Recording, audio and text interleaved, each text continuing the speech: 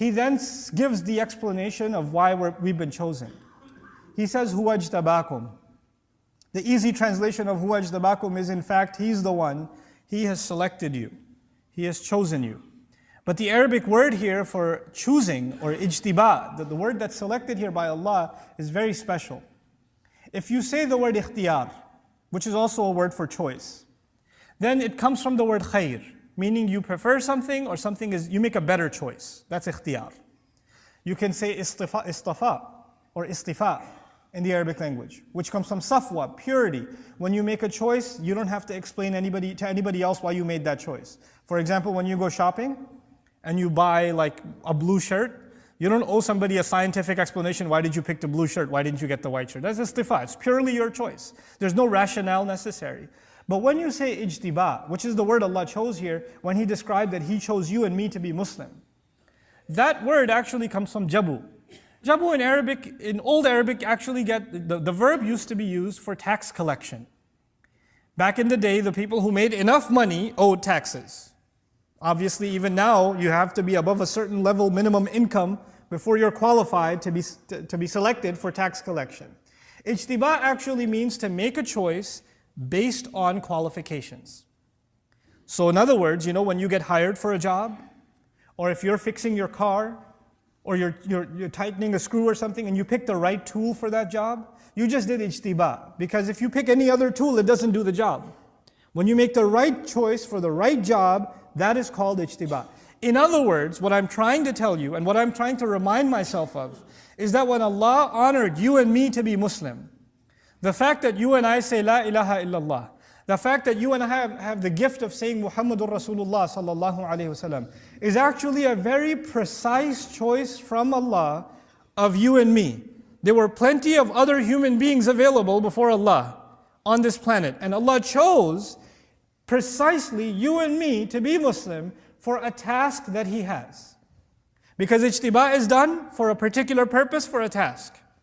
So now, we aren't just chosen to be Muslim, we're chosen to be Muslim because we have a mission in front of us. And that mission He already describes is you have to struggle for Allah as is worthy of the struggle that should be made for Him. Huwa ajtabakum wama, and then he adds finally, now that I realize I've been chosen, even though I've been chosen, I'm still thinking this is too hard of a job. How am I going to do this? Fine. Allah sees something in me, I don't even see it in myself.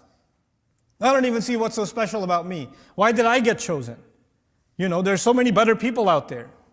But and this is too hard anyway. Islam is way too hard. What Allah is asking of me is too much. I can't do it. And what are the next words from Allah Himself? وَمَا جَعَلَ عَلَيْكُمْ فِي الدِّينِ مِنْ حَرَجٍ. He did not place for you in the religion any difficulty, any discomfort, any tightness whatsoever. In other words, this is Allah Himself telling you, relax, I'll make it easy. Don't you worry about that. You're the right man for the job. You're the right woman for the job. You were the one chosen for this time, this day, and this age. When you look around now, you see that Muslims we're the target of media attention, political craziness. I travel to England all the time. But this last time I traveled, I got exhaustively questioned. What are you doing here? I got questioned, like, why are you here? That's never happened before. So things are becoming tougher and tougher for Muslims. They are, in many, many ways. But that's okay. You know what? Allah chose you and me to be born in this generation, in this day and age, knowing full well these are the trials we're going to have. And the best people qualified to struggle in these trials are the Muslims alive today. That's the choice of Allah. That's why you and I are taking a breath right now. If we didn't have a purpose for us, because He only creates for purpose. خَلَقَ السَّمَاوَاتِ وَالْأَرْضَ بِالْحَقِّ وَصَوَّرَكُمْ. He created the skies and the earth with precise purpose and molded you. So He molded you and me and put us in this position because we have a purpose to serve. And then even though that's a challenging purpose, Allah Himself gives the orientation and says, I'm not going to make it any hard for you. It's not going to be difficult at all. I'll take you back to the analogy I gave you in the beginning. There's that job interview, and the guy gave you an impossible job description, and you're sitting there thinking, there's no way I'll get hired. And then he hires you. And your first thought is, I'm not qualified. And he says, relax, I know what I'm doing. I've been hiring for a long time. I see something in you. Even if you don't think you know, you'll learn pretty quickly. I know talent when I see it.